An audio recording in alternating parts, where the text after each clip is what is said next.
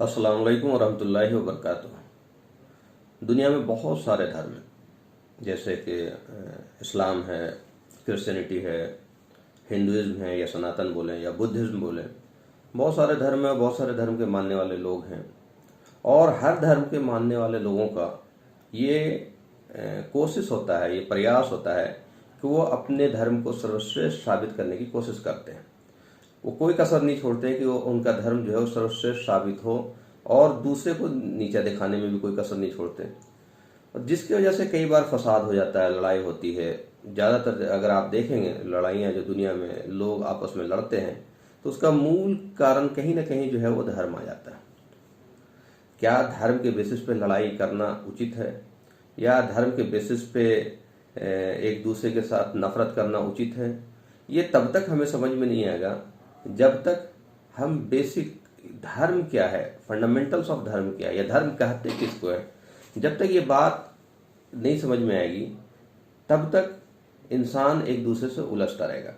कोई भी इंसान जो गौर फिक्र करते हैं, चिंतन मनन करते हैं, सोच विचार करते हैं, तो उनके लिए बड़ी एक बार ऐसी सिचुएशन पैदा हो जाती है कि क्या मैं सही धर्म को फॉलो कर रहा हूँ, क्या मैं सही रास्ते को फॉलो कर रहा हूँ, या इतने सारे धर्म क्यों हैं, कौन सा धर्म सही है, मेरा धर्म सही क्यों नहीं है। तो ये एक उलझन की स्थिति इंसान के साथ बनी रहती है, और कई बार ये बहुत ज़्यादा परेशान भी करती है एज ए इंडिविजुअल कि क्या गलत है, क्या सही है। और कुछ ऐसे सवाल हैं जो इंसान को जहनी तौर पर परेशान करती है कि भाई मैं कहाँ से आया हूँ, फिर मैं कहाँ जाऊँगा, ये मृत्यु क्या है, मेरा मालिक कौन है, कोई मालिक है या नहीं है, अगर है तो वो क्या है, उसका परिचय क्या है, उसने हमें पैदा क्यों किया, पैदा किया तो यहीं क्यों नहीं छोड़ दिया, फिर उसने किसी को अमीर बनाया, किसी को गरीब बनाया, किसी को दुखी बनाया, किसी को सुखी बनाया। तो ये सब क्या है माजरा, इसके पीछे की सच्चाई क्या है? और ये बहुत ही अहम बात है, इसको जानना हर इंसान के लिए ज़रूरी है, क्योंकि मृत्यु के बाद वक्त नहीं मिलने वाला है। और मृत्यु इंसान को अभी आ जाए, 1 घंटे में मर जाए, या आज रात में मर जाए, इसका भी कोई फिक्स टाइम नहीं है। तो कितना प्रीसियस है हमारे पास जो टाइम है, वो बहुत ही प्रीसियस है। और मृत्यु से पहले इन चीज़ों को समझना भी बहुत ही इम्पोर्टेंट है, क्योंकि अगर मृत्यु के बाद कुछ हुआ और वो हमारे सोच के अगर अनुकूल हुआ तब तो ठीक है, लेकिन अगर हमारे सोच के उल्टा हुआ तो बहुत ही मुश्किल वाली बात हो जाएगी, बहुत ही मतलब खतरनाक भी बात हो सकती है। और वो बातें हमारे लिए फिर कभी हमें लौटने का मौका नहीं, फिर वहाँ अफसोस करने का कोई फ़ायदा नहीं होगा। हम अफसोस करेंगे या सोचेंगे कि ये तो हमें ये करना था, हमें करना कुछ और था, हमने कुछ और कर दिया, है ना। तो ये चीज़ें जब तक हमें धर्म के बारे में पता नहीं चलेगा तब तक हमारे लिए कि जो हम कर रहे हैं ये सही है या गलत है, इसका रिजल्ट हमें सही मिलेगा या गलत मिलेगा, तब तक हमें ये समझ में नहीं आएगा। इसलिए ये हर इंसान की जिम्मेदारी है कि वो धर्म को समझने की कोशिश करे। असल क्या है कि हमारे दिमाग में एक बैठ गया, ये हिंदू है, ये मुसलमान है, ये सिख है, ये ईसाई है, ये बुद्धिस्ट है, और हम उस नज़रिए से देखते हैं धर्म को कि ये इसका एक धर्म है, इसका एक धर्म है, इसका एक धर्म है, इसका एक धर्म है। लेकिन हमारा नज़रिया एक ब्रॉड होना चाहिए कि भाई एक्चुअली धर्म क्या है, और उस धर्म की कसौटी में कौन फिट बैठ रहा है। क्या मैं फिट बैठ रहा हूँ या नहीं फिट बैठ रहा हूँ? हर इंसान को, हर धार्मिक लोग को, चाहे वो किसी धर्म का मानने वाला है, उसे एक बार जरूर विचार करना चाहिए, क्योंकि ये बहुत ही इससे मतलब एक तरह से कीमती बात, इससे अहम बात दुनिया में नहीं हो सकती, क्योंकि इंसान को उस परमेश्वर ने जिसने हमें पैदा किया है वो हमेशा के लिए यहाँ हमें नहीं छोड़ा है। ये धरती हमारी नहीं है। यहाँ बड़े बड़े बादशाह, बड़े बड़े राजा, मतलब जिन्होंने ताजमहल बनाए वो भी चले गए, आमेर का किला जिसने बनाया वो भी चले गए, है ना। हमारे दादा परदादा भी चले गए, बड़े बड़े प्रेसिडेंट, बड़े बड़े राष्ट्रपति, बड़े बड़े ताकतवर लोग, बड़े बड़े पैसे वाले लोग, बड़े बड़े अरब, वो भी चले गए, और हम भी चले जाएंगे। तो ये धर्म का मूल जो है वो समझना बहुत जरूरी है। जैसे अगर हिंदी में, अगर हिंदी भाषी क्षेत्र में हम देखें तो धर्म को कई सेंस में यूज करते हैं। जैसे कोई जज है तो जज का काम है लोगों के साथ इंसाफ करना। तो एक जज का इंसाफ करना उसका धर्म है। अक्सर हम लोग बोलते हैं भाई ये इसका धर्म है, ताकि ये लोगों के साथ इंसाफ करे। एक पुलिस जिसको अपॉइंट किया गया है उसका धर्म है लॉ एंड ऑर्डर मेंटेन करना। हम उसी सेंस में बात करते हैं कि भाई ये इसका धर्म है, ताकि इसको इसीलिए गवर्नमेंट पैसा देती है कि ये लॉ एंड ऑर्डर मेंटेन करे। किसी को डॉक्टर बनाया गया है तो ये उसका धर्म है लोगों का इलाज करना, लोगों की जान बचाना, लोगों की सेहत का ध्यान रखना, ये उसका धर्म है। उसी तरह कई बार पत्नी है तो पत्नी को कहते हैं भाई ये पत्नी का ये धर्म है ना। तो धर्म का अगर मूल डिफिनेशन या बेसिक डिफिनेशन अगर देखें तो जो जिस ऑब्जेक्टिव के लिए, जिस मकसद के लिए होता है, उस मकसद पे चलना ही उसका धर्म है। अब मालिक ने हमें किस लिए पैदा किया, उसका भी कोई मकसद होगा, उसका भी कोई ऑब्जेक्टिव होगा। यूं ही तो हमें इंसान नहीं बनाया, और बहुत सारे मखलूकात बनाए हैं, जानवर बनाए हैं, पेड़ पौधे बनाए हैं, सूरज चांद बनाए हैं, बिलियंस ऑफ बिलियंस तारे बनाए, इतना बड़ा ब्रह्मांड बनाया है। तो ये यूं ही तो नहीं बनाया होगा। या कुरान में भी अल्लाह ताला कहते हैं कि हमने ये ऐसे ही नहीं बनाए, इसके पीछे कोई मकसद है। तो कुरान में आता है बिस्मिल्लाहिर्रहमानिर्रहीम वमा खलक़तुल जिन्ना वल इंसा इल्ला लियअबुदून। ये मकसद बताया, ये ऑब्जेक्टिव बताया इंसान का कि हमने नहीं पैदा किया। वमा खलक़तुल जिन्ना वल इंसा, जिन्नात और इंसान को हमने नहीं पैदा किया मगर अपनी बंदगी के लिए। तो ये हमारा ऑब्जेक्टिव बता दिया गया, और ये सारे इंसान का और सारे जिन्नात का ऑब्जेक्टिव बता दिया। ऐसा नहीं कि ये मुसलमान का ऑब्जेक्टिव है, या ये हिंदू का ऑब्जेक्टिव है, या सनातनी का ऑब्जेक्टिव है, या क्रिश्चियन का है, या सारे इंसान का एक ऑब्जेक्टिव है। दो ऑब्जेक्टिव नहीं हो सकता, क्योंकि हमारा मालिक एक है, दो नहीं है, ये अनेक नहीं है। या कुरान की भी ये टीचिंग है कि मालिक एक है, कुल हुवल्लाहु अहद, है ना। ये वेद का भी ये टीचिंग है कि वो मालिक एक है, एकम ब्रह्म द्वितीय नास्ति नहना नास्ति किंचन, वो ब्रह्म एक ही है, दूसरा नहीं है, कदापित नहीं है। बाइबल की भी यही टीचिंग है, God is one and only. Isa अलैहिस्सलाम ने कहीं बाइबल में ये नहीं कहा कि मैं गॉड हूं, बल्कि उन्होंने कहा कि हम सबका मालिक जो है एक है। और जितने भी धर्म ग्रंथ मौजूद हैं सब में एक ही कंसेप्ट है कि हमारा मालिक एक है, और उसने हमें बनाया है, सबको बनाया है। वो अलग बात है कि हम किस रूप में मान रहे हैं, कैसे मान रहे हैं, किस तरीके से मान रहे हैं, क्या हमारे समझ में आया। क्योंकि हमें जो समझ में आया हम अपने समझ के हिसाब से, अंडरस्टैंडिंग के हिसाब से मालिक को मान रहे हैं। लेकिन मालिक एक है तो उसकी टीचिंग भी एक होगी, दो नहीं होगी। उसका पर्पस ऑफ क्रिएशन भी एक होगा, दो नहीं हो सकता। वो दो तरह की बातें या 10 तरह की बातें नहीं बता सकता इंसानों को, है ना। कि मुसलमानों को तो ये बता रहा है कि भाई ऑब्जेक्टिव है कि मेरी आज्ञाकार बनो, मेरा फर्माबरदार बनो, है ना, मेरी बातें मान कर जिंदगी गुजारो। हिंदुओं को कुछ और बोलेंगे, सनातनी को कुछ और बोलेंगे, क्रिश्चियन को कुछ और बोलेंगे, बुद्धिस्ट को कुछ और बोलेंगे, भाई तुम किसी खुदा में मत। ऐसा नहीं हो सकता। मालिक एक है तो उसने ज्ञान भी एक ही दिया, और हमेशा से मालिक ने इस धरती पे दूतों को भेजा है, संदेशता को भेजा है ज्ञान देने के लिए, ताकि इंसानों को बताया जा सके कि वो मालिक कौन है ना। तो धर्म जो है ही है, धर्म कहते हैं मालिक के आज्ञाकारी बन के जिंदगी गुजारना, अतीउल्लाह। लेकिन आज्ञाकारी हम बनेंगे कैसे, ये एक बहुत बड़ा सवाल है। क्या करना पड़ेगा आज्ञाकारी बनने के लिए, कौन सी चीज है। तो ये हमें रिटर्न में होना चाहिए ना, ये हमें पता होना चाहिए ना कि क्या करना है आज्ञाकारी बनने के लिए, क्या चीज सही है, क्या चीज गलत है, मालिक क्या बोलता है। तो आज्ञाकारी का मतलब होता है जो मेरा मालिक कहेगा करूंगा, जिससे रोक देगा रुक जाऊंगा। लेकिन वो क्या कहता है करने को और किससे रोकता है, ये हमें कैसे पता चलेगा, ये बहुत बड़ा सवाल है। तो इसके लिए मालिक ने हमेशा से इस धरती में दूतों को भेजा, संदेशता को भेजा, जिसको अरबी में नबी भी कहते हैं, रसूल कहते हैं, मैसेंजर कहते हैं, प्रॉफिट्स कहते हैं। एक ही है, अलग अलग लैंग्वेज में वो नाम है, लेकिन वो हमेशा से इंसानों में से ही इंसान को चुना और उसको इस धरती पे भेजा, ताकि लोगों को बताया जा सके कि तुम्हारा मालिक कौन है और कैसे उसके आज्ञाकारी बनकर के जिंदगी गुजारना है। तो किसी दूत ने ये नहीं कहा कि मैं ईश्वर हूं, या मैं परमेश्वर हूं, या मैं अल्लाह हूं। सब ने कहा कि हम सबका मालिक एक है। तो इसी चीज को कुरान भी डिफाइन करता है। बिस्मिल्लाहिर्रहमानिर्रहीम, कुरान में आया वल अस्र इन्नल इंसाना लफी खुस्र इल्ला लज़ीना आमनू व आमिलुस सालिहात व तवासौ बिल हक़ व तवासौ बिस सब्र। कसम इस जमाने की सारी इंसानियत घाटे में है अगर उसने उस मालिक पे आस्था नहीं रखी। बहुत सारे लोग हैं जो कहते हैं कोई मालिक ही नहीं है, कोई मालिक नहीं है, बस अच्छे कर्म करो। तो भाई किसके लिए अच्छे कर्म करो, उसका कोई मीनिंग ही नहीं है। और कोई अगर मालिक नहीं होता तो ये दुनिया सिस्टमेटिक ढंग से नहीं चलता। अगर कोई मालिक नहीं होता तो चीजें बहुत ही रैंडम होती। अगर कोई मालिक नहीं होता तो बहुत सारे लोगों को मौत ही नहीं आती। तो ये सिस्टम, ये पूरी ब्रह्मांड जो एक सिस्टमेटिक ढंग से ये प्लानिंग से चल रही है, तो ये तभी पॉसिबल है जब इसका कोई प्लानर है। और वो प्लानर जो है वही गॉड है, वही परमेश्वर है, वही अल्लाह है। वो दूसरा नहीं है।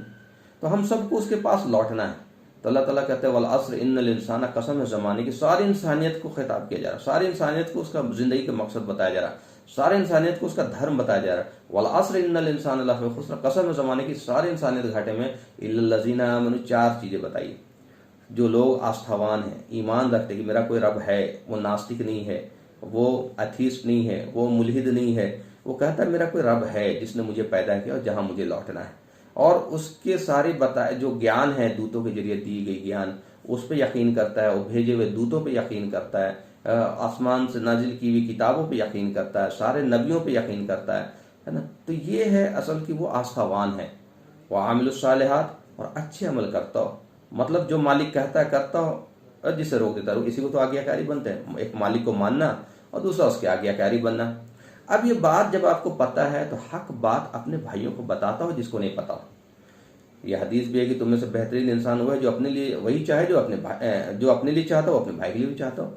तो हमारे भाई को भी, सारी इंसानियत को भी हक बात पता हो कि भाई हमारा परमेश्वर, हमारा रब एक ही रब है, दो नहीं है, अनेक नहीं है। कुरान में 99 नाम है, तो हम 99 खुदा नहीं करें, एक ही रब का 99 नाम है, सिफाती नाम है, मतलब वो उनके प्रॉपर्टीज हैं, गुण है कि भाई जीवन देने वाला, मृत्यु देने वाला, हिदायत देने वाला, है ना, वो सारी चीजें उनके वो जो है प्रॉपर्टी सिफाती नाम है। और वो सेम चीज स्वामी दयानंद सरस्वती अपनी किताब में सत्यार्थ प्रकाश में भी कह रहे हैं कि उस परमेश्वर का जो मेन नाम है वो है ओम, और बाकी जितने नाम वेद में हैं वो सारे उस मालिक के एट्रीब्यूट्स हैं, सिफाती नाम है। तो वो मालिक जो है इस धरती पे कभी नहीं आया और ना उसको आने की जरूरत है। उस मालिक ने हमेशा से धरती पे अपने दूतों को, इंसानों में से इंसान को चुना, उनको दूत बनाया और उसके जरिए हमें ज्ञान दिया। और वो ज्ञान कॉमन है, वो ज्ञान दो नहीं हो सकता। एक माँ अपने दो बेटे को दो ज्ञान नहीं देती, वरना बच्चे कंफ्यूज हो जाएंगे। एक बाप अपने दो बेटे को दो ज्ञान नहीं देता, तो वो मालिक हमें 10 तरह का ज्ञान थोड़ी देगा, वरना लोगों में फसाद हो जाएगा, लोगों में क़िताल हो जाएगा। एक को कहेगा मेरी पूजा करो डायरेक्ट, एक को कहेगा मेरी पूजा ही मत करो, मुझे मानो ही मत, एक को कहेगा इंसानों की पूजा करो, अपने दूतों की पूजा करो, एक को कहेगा अपनी गुरुओं की पूजा करो, एक को कहेगा पेड़ पौधे की पूजा करो, एक को कहेगा सूरज चांद की पूजा करो, एक को कहेगा ब्रह्मांड की पूजा करो, एक को कहेगा मतलब जिसकी मर्जी उसकी पूजा करो। तो ये तो एक कन्फ्यूजन क्रिएट हो जाएगा, और अल्लाह ताला कन्फ्यूजन क्रिएट नहीं करते हैं। कन्फ्यूजन को दूर करने के लिए अल्लाह ताला ने, उस परमेश्वर ने हमेशा से दूतों को भेजा, और उस दूत सबसे पहले इंसान आदम अलैहिस्सलाम थे, और जब उनके बच्चे हुए तो वो पहले इंसान भी थे और पहले दूत भी थे, नबी भी थे, वो अपने बच्चों को गाइड कर रहे। अब उनका इंतकाल हो गया तो उसके बाद से फिर कुछ सालों बाद जब लोगों के अंदर बिगाड़ आया और लोगों के अंदर खराबी पैदा हुई, चूंकि एक चीज और है, जैसे हमने पहले बोला कि अल्लाह ताला ने जिन्नात को भी पैदा किया। जिन्नात में भी अच्छे और बुरे लोग होते हैं, तो जिन्नातों में से ही था जब इंसान को, आदम अलैहिस्सलाम को पहली बार अल्लाह ताला ने पैदा किया तो सभी को कहा था सजदा करने के लिए, सारे जिन्नात को, सारे फरिश्तों को, मलाइका को, एंजल्स को, ताकि ये बताया जा सके कि इंसान जो है मेरा बेस्ट क्रिएशन है, असफुल मखलूक़ात है, और हमें जन्नत में पैदा किया गया, हमारा घर ही जन्नत है, हमें लौटना ही वहाँ है। ये तो हमें टेस्ट के लिए अल्लाह ताला ने दुनिया में भेज दिया। वल्लज़ी खलक़ल मौत वल हयाता लिनब्लुवकुम अय्युकुम अहसनु अमला, उसने तुम्हें जीवन और मृत्यु के चक्र में बांधा इसीलिए ताकि वो तुम्हें आजमाए कि तुम्हें से बेहतरीन कौन है अपने अमल में। तो हमें तो पैदा ही किया जन्नत में, हमारा घर ही जन्नत है, हमें लौटना ही वहाँ स्वर्ग में, लेकिन उसके लिए कुछ कंडीशन लगा दिया।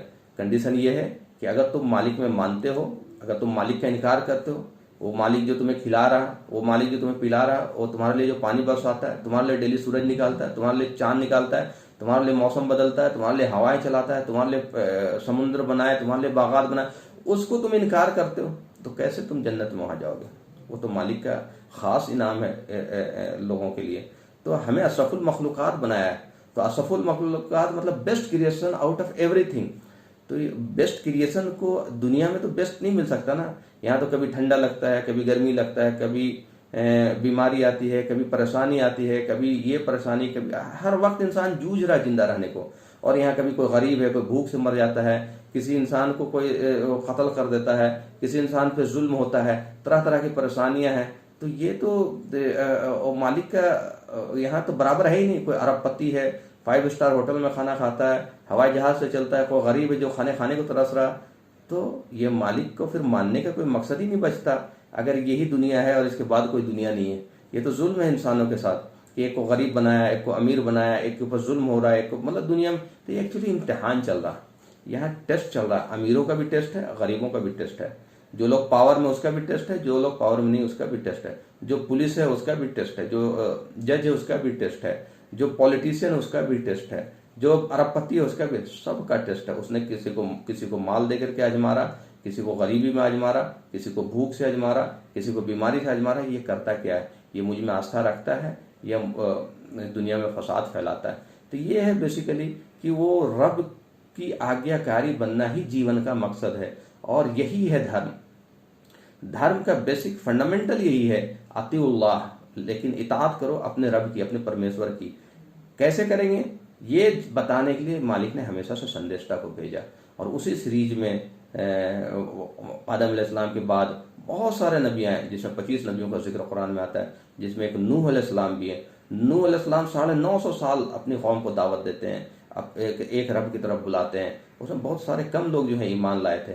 तो जो लोग ईमान लाए थे, फिर अल्लाह ने उनको हुक्म दिया कि एक कश्ती बनाओ, और उस कश्ती में सारे लोगों को सवार कर दिया गया, और उसके साथ और भी बहुत सारे जानवर वगैरह को भी सवार किए गए। और फिर उस कश्ती को पूरी दुनिया में अल्लाह ताला ने पानी का अजाब लाया, और जितने भी लोग थे उनको ख़त्म कर दिया, और सिर्फ वो लोग, उन लोगों को बचाया जो लोग मालिक में आस्थावान थे।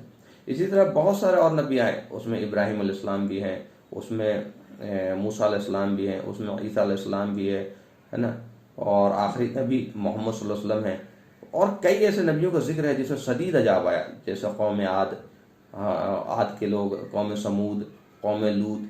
तो ये बहुत सारे ऐसे कौम हैं जो अपनी बुराइयों में उरूज पे थे, बहुत बुराई करते थे, जिनको अल्लाह ने सिर से ख़त्म कर दिया था और उनको निशानी बना दिया लोगों के लिए। कौम लूत जो है वो ऐसी कौम थी जो होमोसेक्सुअल हो गई थी, गलत फेल करती थी, गलत काम करती थी।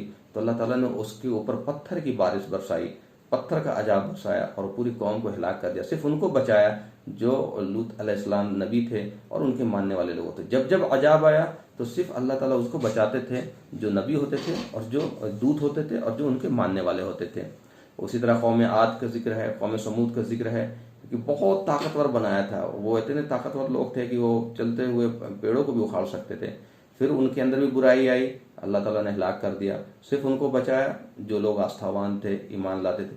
तो ये सीरीज चलता रहा, लेकिन अब अल्लाह ताला जो है उस तरह के अजाब ला के पूरी कौम को हिलाक नहीं करता। मोहम्मद सल्लल्लाहु अलैहि वसल्लम के बाद जो है ये अल्लाह के रसूल सल्लल्लाहु अलैहि वसल्लम ने ये दुआ की थी कि अल्लाह मेरे बाद मेरे कौम का क्या होगा, क्या आप उसी तरह हिलाक तो नहीं कर देंगे जिस तरह से कौम आद को किया, कौम समूद को किया। तो अल्लाह ताला ने ये वादा किया कि नहीं, हम उस तरह से इस कौम को हिलाक नहीं करेंगे। अब यह क़यामत तक के लिए जो है अब कोई नबी नहीं आएंगे, और क़यामत तक के लिए अब जो है हम लोग करीब हैं क़यामत के। लेकिन उससे पहले ही हमारे लिए तो हमारी मौत ही क़यामत है ना। तो ये मोहम्मद सल्लल्लाहु अलैहि वसल्लम रहमतुल लिल आलमीन हैं, सारी इंसानियत के लिए। जिस नबी किसी खास के लिए नहीं होता, उसके मानने वाले का उनका नाम पड़ता है। जब मोहम्मद सल्लल्लाहु अलैहि वसल्लम मक्का में पैदा हुए तो वहाँ तो कोई मुसलमान नहीं था जिसको आज मुसलमान कह रहे हैं। 360 मूर्तियाँ थी खाना काबा के अंदर जिसकी पूजा होती थी, और लोगों के अंदर इतनी बुराई थी मक्का में कि छोटी छोटी बात पर कताल करते थे, कत्लेआम होता था, छोटी छोटी बात पर लड़ाई होती थी, लड़कियों को देखना पसंद नहीं करते थे, कई बार उनको जिंदा दफन कर देते थे, बेवाओं के साथ बहुत जुल्म होता था, और बहुत सारी बुराई थी। जब उनको 40 साल की उम्र में दूत बनाया गया तो उन्होंने लोगों को सारी बुराइयों से रोका और कहा कि देखो हमारा रब, हमारा अल्लाह एक ही अल्लाह है, वो दो नहीं है, अनेक नहीं है ना। और वहाँ 360 मूर्तियाँ थी जिसकी पूजा होती थी। तो लोगों ने पूछा कि भाई वो अल्लाह कौन है जिसकी तरफ आप बुलाते? ये हमारे देवी देवता हैं, ये हमारे भगवान हैं। आप तो एक नई बात बता रहे कि हमारा मालिक एक है और वो अदृश्य है, उसको कोई देख नहीं सकता। वो है कौन? बेसिकली उसका डिफिनेशन मांगा, उसका परिचय मांगा। तो कुरान में मालिक का परिचय है, बिस्मिल्लाहिर्रहमानिर्रहीम। कुरान में सूरह इखलास उसमें कहा गया कुल हुवल्लाहु अहद, कहिए वो मालिक एक। सबसे पहला परिचय है कि वो मालिक एक है, दो नहीं है, तीन नहीं है, अनेक नहीं है।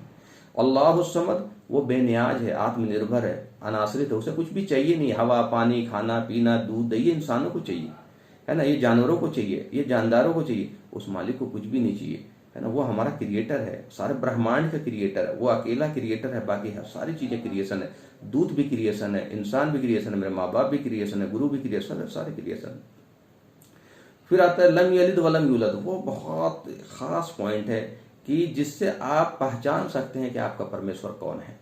आपको पहचानने में बहुत आसानी होगी जब आप डिफिनेशन मालूम होगा परमेश्वर का। लम यलिद वलम यूलद, ना वो किसी से जना गया है, ना उससे कोई जना जाता है। कहने का मतलब वो इंसानी स्वरूप नहीं है, ये इंसान जनने का प्रोसेस होता है। उसके पत्नी होते हैं, उसके बच्चे होते हैं, उसके माँ बाप होते हैं, ना उसके माता पिता है, ना उसके पत्नी है, ना बच्चे हैं, ना वो किसी से जना गया है, ना उससे कोई जना जाता है। वो अजन्मा है। अजन्मा का कंसेप्ट मतलब जो जीवन और मृत्यु से परे है।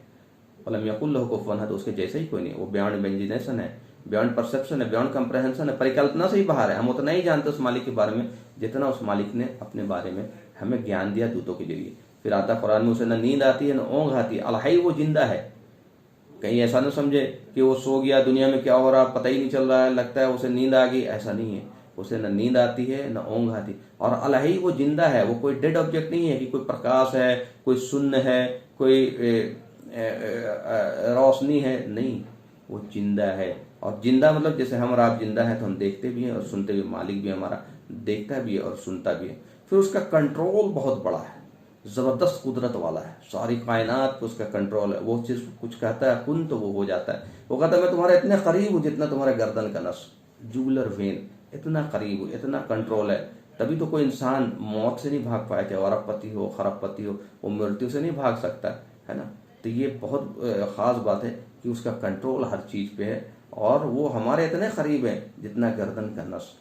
दिल में कोई बात आती है वो सुनता है, मन में कोई बात आती है वो सुनता है, हम दुआ करते हैं वो सुनता है, हम पुकारते हैं वो सुनता है। तो जाहिर सी बात है, जो मालिक इतना कुदरत वाला हो, इतना ताकत वाला हो कि आपके दिलों का हाल जान रहा है, तो उसको पुकारने के लिए कोई माध्यम की जरूरत ही नहीं, किसी और बीच में किसी चीज की जरूरत ही नहीं, उससे मांगने के लिए किसी और की जरूरत ही नहीं। आप डायरेक्ट उस परमेश्वर का लौ लगाओ, आप डायरेक्ट उस अल्लाह से मांगो, वो अल्लाह सुनता भी है, वो देखता भी है, और वो आपके दिलों का हाल जान रहा है। अभी अलग बात है कि हमारी इंसान का वो लेवल नहीं है कि हम इस चीज को नहीं समझ सकते कि भाई वो मालिक इतना ब्रह्मांड को कैसे चला रहा, सारे इंसानों की बातों को कैसे सुनता है। तो ये हमारे बियॉन्ड इमेजिनेशन चीज है। इसीलिए कहा गया कि गॉड खुद ही बियॉन्ड इमेजिनेशन है, बियॉन्ड परसेप्शन है, बियॉन्ड परिकल्पना से ही बाहर है।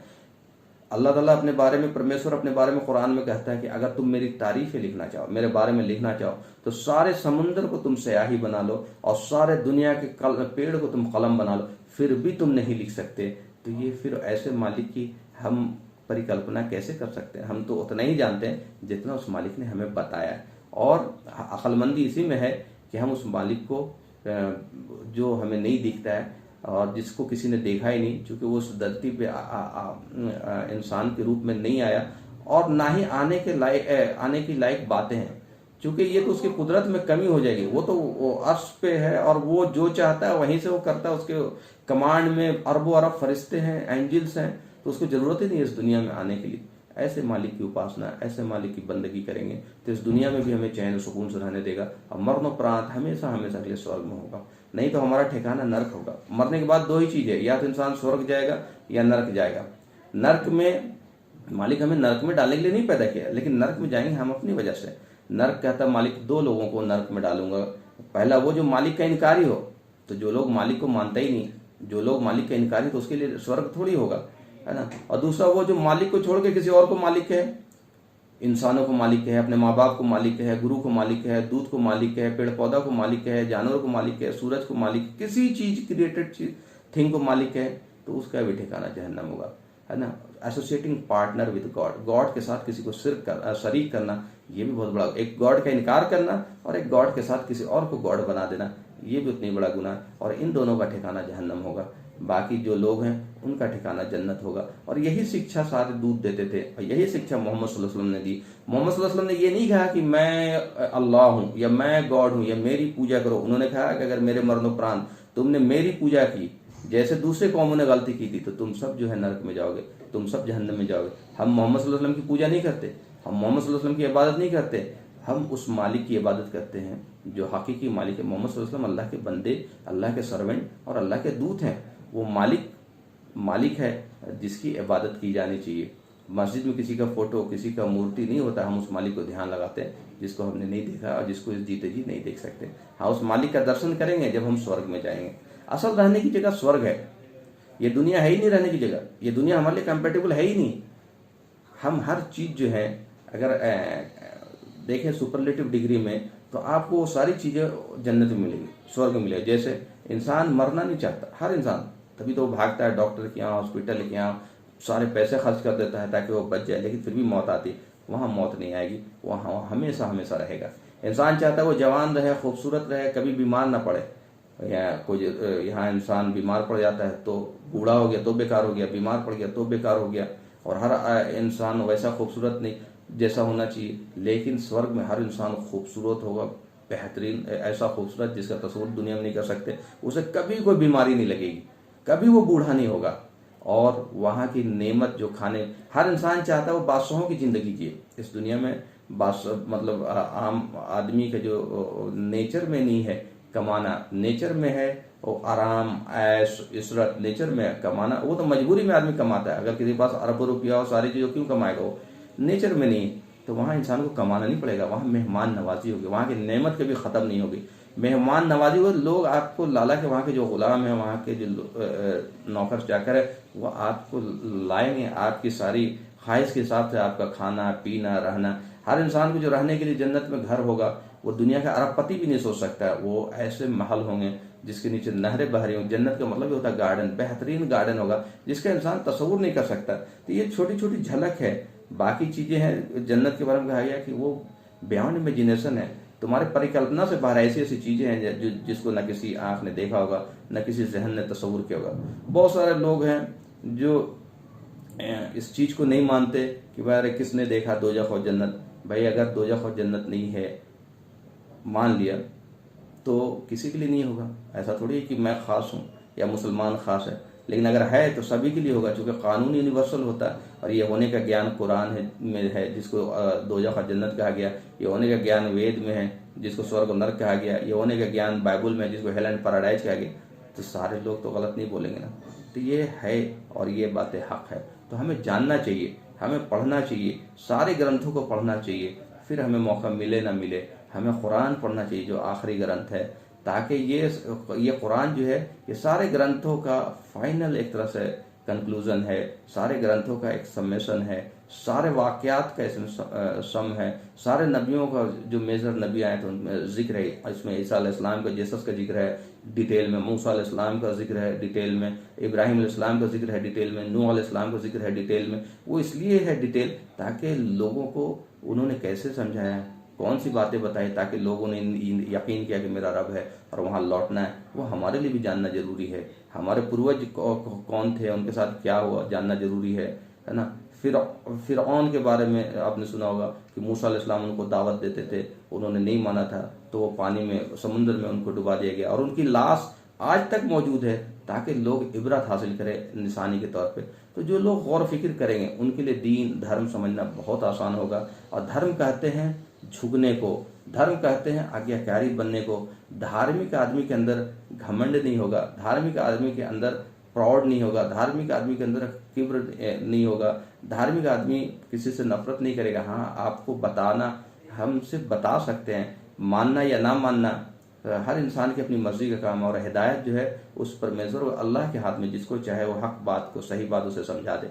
इसलिए हर इंसान को दुआ करना चाहिए मालिक से, उस मालिक से दुआ करना चाहिए, मालिक हमें सत्य का ज्ञान दे, वो ज्ञान दे जिससे मैं आपको पहचान सकूं, और वो ज्ञान दे जिससे मैं जान सकूं कि दुनिया में सत्य के मार्ग पे कौन चल रहा है, ताकि मैं भी उनके साथ शामिल हो जाऊं। तो जब आप मालिक से दुआ करोगे तो मालिक जरूर आपको हक बात बताएगा। उसके लिए मैं आपको ये सजेस्ट करूंगा कि आप कुरान शरीफ पढ़ें, और मैं आपको सजेस्ट करूंगा कि कुछ किताबें जिसका लिंक मैं इसमें दूंगा आपको, सारी चीज़ें डिटेल से, जैसे ये एक किताब है धर्म एक परिचय, है ना, इसका भी मैं लिंक दूंगा, आप इसको डाउनलोड कर सकते हैं, आप इसमें पढ़ें ताकि समझ में आए कि धर्म क्या है। धर्म एक परिचय का मतलब बेसिक फंडामेंटल ऑफ धर्म क्या है। जब आपको धर्म समझ में आ जाएगा तो आपको खुद ब खुद समझ में आ जाएगा कि कौन लोग हैं जो इसको सही से फॉलो कर रहे हैं। और ऐसा नहीं है कि ये मुसलमान ही इस चीज़ को प्रोपगेट कर रहा है। भाई ये किसी मुसलमान का ये नहीं है बपौती, जिसको कह सकते हैं बपौती नहीं है कि भाई ये मुसलमान ही जन्नत में जाएगा, या मुसलमान ही का कुरान है, या मुसलमान का ही मोहम्मद सल्लल्लाहु अलैहि वसल्लम। नहीं, कुरान जो है हुदल लिन्नास है, सारे जो भी पढ़ेगा और अगर हिदायत चाहता है उसको हिदायत मिलेगा। मोहम्मद सल्लल्लाहु अलैहि वसल्लम सारी इंसानियत के लिए, रहमत दूत किसी कौम के लिए नहीं होते हैं खास करके, वो सारी इंसानियत के लिए आखिरी दूत हैं। तो जो भी उनको मानना, सबको मानना फर्ज है, चूंकि अगर वो दूत हैं तो उसका इनकार नहीं किया जा सकता। चूंकि इनकार करने वाला खुदा के यहाँ, और उससे सवाल किया जाएगा कि भाई तुम्हारे पास क्या रीजन था, क्यों इनकार किया, कोई वजह तो होगी, तो वहाँ बहुत मुश्किल में पड़ जाएगा। इसी तरह दीन जो है, जो हक बात है वो सबके लिए है। तो बहुत सारे लोग जो सलीमुल फितरत है, जिन्होंने रिसर्च किया, जिन्होंने बातों को समझने की कोशिश की, उसमें बहुत बड़े बड़े हिंदू स्कॉलर, बहुत बड़े बड़े पंडित हैं जिन्होंने इस्लाम का रिसर्च किया। उसमें एक नाम है जो है डॉक्टर वेद प्रकाश उपाध्याय। ये बहुत बड़े स्कॉलर हैं संस्कृत के और वेदास के। आपको हैरत होगी जान के कि उन्होंने इस किताब में ये लिखा कि सनातनी जिस कल के अवतार का इंतजार कर रहे हैं वो कोई और नहीं, मोहम्मद है। और वेद में जो डिस्क्रिप्शन बताया गया है कि कैसे पहचानोगे इस कल के अवतार का, वो किसी और पे नहीं, सिर्फ मोहम्मद पे फिट बैठता है। वो सारी डिटेल में आपको कल के अवतार मोहम्मद के ऊपर, ये बहुत बड़ी बात है, हमें जानना चाहिए। हम अपने ईगो में, इस्लाम से नफरत में हम इतने आगे जा चुके हैं कि कोई भी आदमी, चाहे हमारा पंडित ही क्यों ना हो, इस्लाम के बारे में अगर वो बोले तो इंसान जो है आग बबूला हो जाता है, नाराज हो जाता है और उसको भी छोड़ देता है। भाई ये आप ही के लोग हैं, ये सनातन धर्म के लोग हैं जिन्होंने लिखा। फिर एक किताब इस्लाम आतंक या आदर्श, ये है स्वामी लक्ष्मी शंकराचार्य की किताब।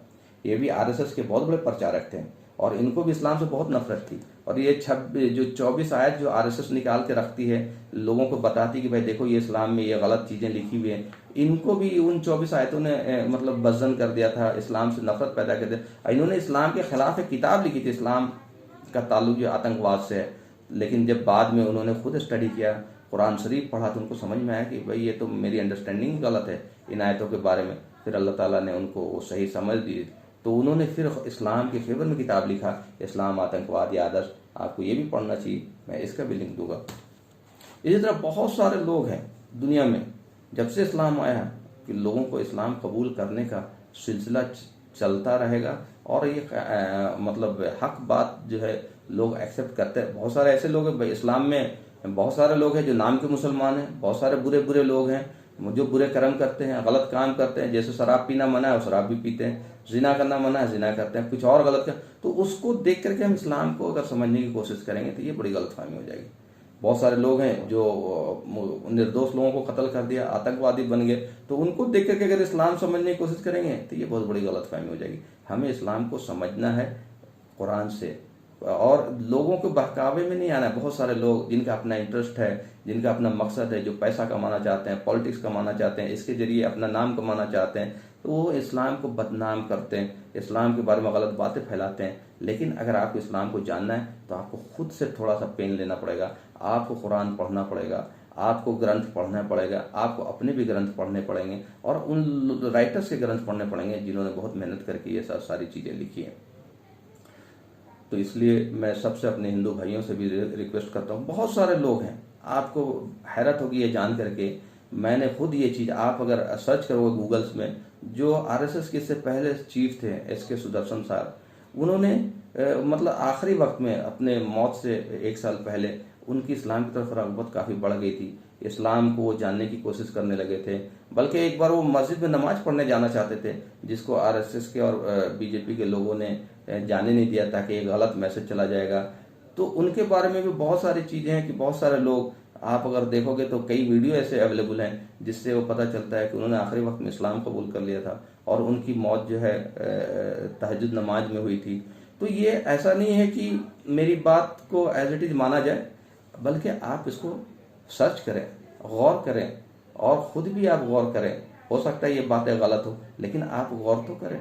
बहुत सारे ऐसे जो है आरएसएस के लोग हैं जिन्होंने इस्लाम कबूल किया, बहुत सारे ऐसे बजरंग दल के लोग हैं जो आपके एग्जाम्पल ही आरएसएस के जो हैं स्वामी लक्ष्मी शंकराचार्य। तो आपको चाहिए कि खुद भी स्टडी करें, और ये हर इंसान का एक तरह से जिम्मेदारी है कि वो हक़ को जानने की कोशिश करे। इंसान अगर हक़ को जानने की कोशिश करे तो अल्लाह का वादा है हम ज़रूर उसको हक़ के करीब, हम उसको सच्चाई करीब ले जाएंगे और हम उनको हदायत दें। तो आखिर दावाना अल्हम्दुलिल्लाहि रब्बिल आलमीन।